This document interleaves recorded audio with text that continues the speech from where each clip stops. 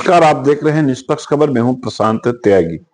बिहार चुनाव में अप्रत्याशित जीत के बाद अब कयास लगने लगे हैं कि भाजपा जल्दी अपना राष्ट्रीय अध्यक्ष और उत्तर प्रदेश में प्रदेश अध्यक्ष नियुक्त करने जा रही है, जिसको लेकर तरह तरह जो चर्चाएं हैं, बाजार इस समय गर्म है और बड़े बड़े नेताओं के नाम भी, दिग्गजों के नाम भी प्रदेश अध्यक्ष से लेकर राष्ट्रीय अध्यक्ष तक की लाइन में आ रहे हैं। इन्हीं मुद्दों पर उत्तर प्रदेश और दिल्ली की राजनीति पर बारीकी से नजर रखने वाले वरिष्ठ पत्रकार नीरज त्यागी जी हमारे साथ हैं। हम इनसे बात करेंगे कि उत्तर प्रदेश में कौन भाजपा का प्रदेश अध्यक्ष होगा और राष्ट्रीय अध्यक्ष में कौन बीजेपी का ऐसा चेहरा होगा जो केंद्रीय गृह मंत्री अमित शाह और प्रधानमंत्री नरेंद्र मोदी का विश्वास पात्र होगा, और जो क्योंकि बिहार चुनाव, लोकसभा जो चुनाव में जिस तरीके से बीजेपी को कहीं ना कहीं उत्तर प्रदेश में नुकसान हुआ था, उसके बाद उत्तर प्रदेश में भी कयास थे कि यहाँ भी संगठन में एक बड़ी सर्जरी होगी। उसको लेकर भी हम बात करेंगे। लेकिन बंगाल चुनाव जो अगले साल 2026 में होने वाले हैं, उसको लेकर भाजपा पहले ही संगठन को मजबूत करना चाहती है और राष्ट्रीय अध्यक्ष का जो एक मेन पार्टी का पद होता है, उसको लेकर क्या पार्टी करने जा रही है। हम बात करते हैं वरिष्ठ पत्रकार नीरज त्यागी जी से। नमस्कार सर, आपका निष्पक्ष खबर पर बहुत बहुत धन्यवाद। मेरा आपसे सीधा सवाल है, बिहार में बीजेपी को एक अच्छी जीत मिली है और बिहार में जीत के बाद अब बीजेपी का राष्ट्रीय अध्यक्ष कौन होगा, क्योंकि कयास ये लगाए जा रहे हैं कि बहुत ही जल्द राष्ट्रीय अध्यक्ष से लेकर उत्तर प्रदेश का जो प्रदेश अध्यक्ष है उसका नाम घोषित होने जा रहा है। तो कौन आपके नजर में हो सकता है, किसको आप मानने की इसको दावेदारी मिलना तय माना चाह रहा है? दरअसल इसमें मैं बताऊंगा, बड़ी सीधी सी स्पष्ट सी बात है कि 2024 का जब मंत्रिमंडल का गठन हुआ था तो उस समय भारतीय जनता पार्टी के राष्ट्रीय अध्यक्ष जेपी नड्डा जी को मंत्री बनाया गया था, क्योंकि भारतीय जनता पार्टी एक संवैधानिक और एक सिस्टम की ये पार्टी है कि एक व्यक्ति एक पद। तो इसीलिए उनको, क्योंकि वो अब राष्ट्रीय अध्यक्ष तो रहेंगे नहीं, तो उनको मंत्री बना दिया था। लेकिन संगठनात्मक खींचतान इतनी रही अब उसको, क्योंकि एक चीज और है कि सोशल मीडिया का जमाना है, बातें चलती हैं, छोटी छोटी बातें आगे तक जाती हैं। ये भी कहा गया, ये भी सुना, लोगों ने माना भी कि आरएसएस और भारतीय जनता पार्टी को अध्यक्ष बनाने को लेकर, राष्ट्रीय अध्यक्ष बनाने को लेकर के खींचतान रही। हाँ, वो आए थे चर्चाएं कि मौन जो संघ की जो लॉबी है वो अपनी स्तर का चाहती थी, कि वो उनका कहना था कि सरकार आप चलाइए, संगठन को हम पीछे से देखेंगे। संघ की ये सोच थी, लेकिन उसको लेकर कहीं ना कहीं खींचतान की बात सामने आई थी। लेकिन अब पूरे पैमाने के बाद बिहार में जिस तरीके से रिजल्ट मैं कहूंगा कि गुजरात लॉबी ने दिया है, वहां पर एक भाजपा को एक अप्रत्याशित जीत दी है और एक टीम पूरी वहां पर खड़ी करी गई। जो 40 लोकसभा वहां जो क्षेत्र है, उन पर 40 ही नेता अमित शाह ने खुद अपनी टीम के लोगों को वहां पर किया था।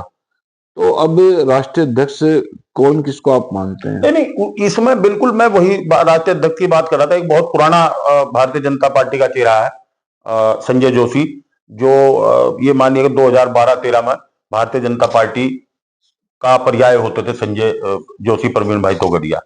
तो अब संजय जोशी का नाम आया, कहा गया कि संघ की तरफ से नाम आया, लाजनी हुई कि अब उनका नाम नहीं होगा। तो ये तमाम चीजें, आपकी बात सही है कि वहां बहुत बड़े, अब बिहार में लगाए गए 40 सीटों पर 40 अलग अलग बड़े नेता, बड़े स्तर के नेता दिल्ली से लगाए गए, उसका रिजल्ट भी मिला। साथ साथ ये भी कहेंगे कि जेडीयू का भी बड़ा सहयोग रहा है, कि जेडीयू भी लगातार बराबर रही पार्टी। तो अब राष्ट्रीय अध्यक्ष की, अब भारतीय जनता पार्टी में पिछले कुछ समय से जहां तक सवाल है, तो मैंने जो देखा है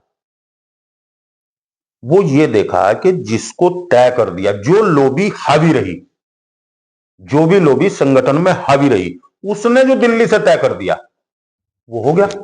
अब उत्तर प्रदेश की आप बात कर रहे हैं, तो उत्तर प्रदेश में आप ये देखिए कि पिछले एक साल से तो लगभग रोजाना अध्यक्ष बदल रहे हैं, कि कोई कहता है अब ये हो जाएगा, अब कहीं से नई चर्चाएं हैं कि भाई स्वतंत्र देव सिंह भी हो सकते हैं, अगर महाराज की चलती है तो स्वतंत्र देव सिंह हो जाएंगे।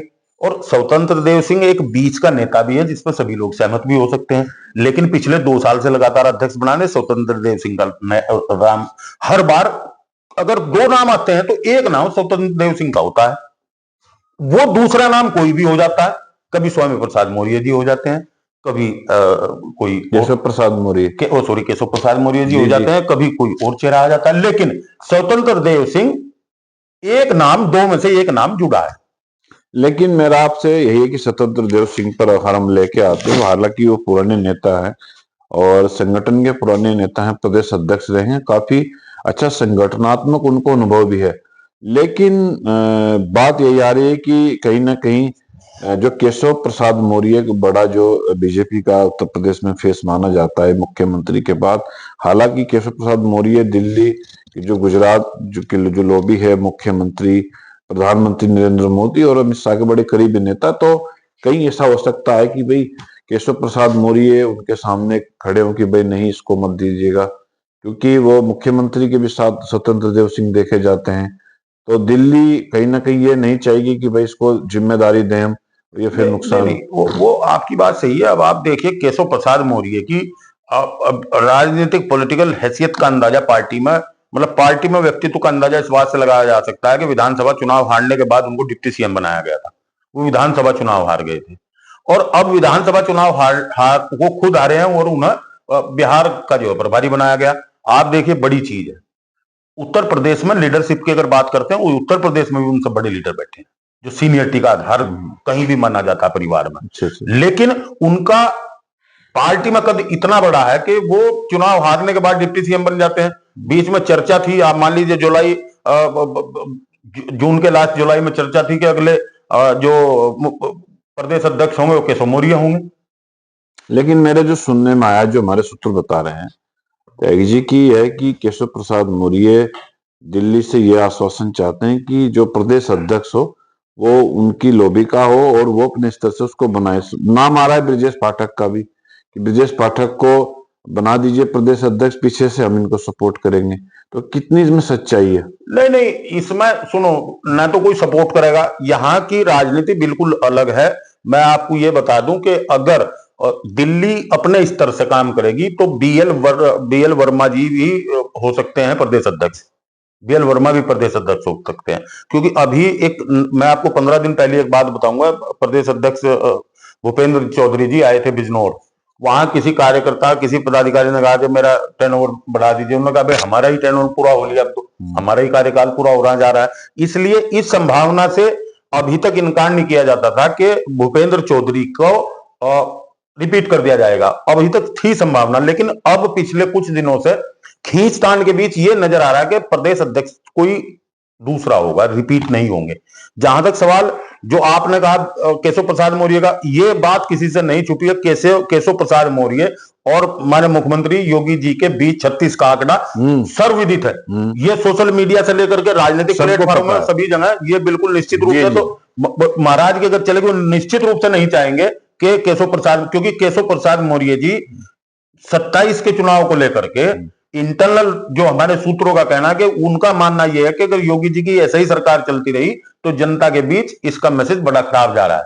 कहीं ना कहीं वो चाहे जातिगत वो मानते हो, चाहे किसी चीज को मानते हो, लेकिन निश्चित रूप से हम कह सकते हैं कि वो केशव प्रसाद मौर्य जी योगी जी के साथ प्रदेश अध्यक्ष भी बनना नहीं चाहते हैं, क्योंकि उनका मानना यह है कि 27 में फिर जवाबदेह कौन होगा उस चुनाव के रिजल्ट का।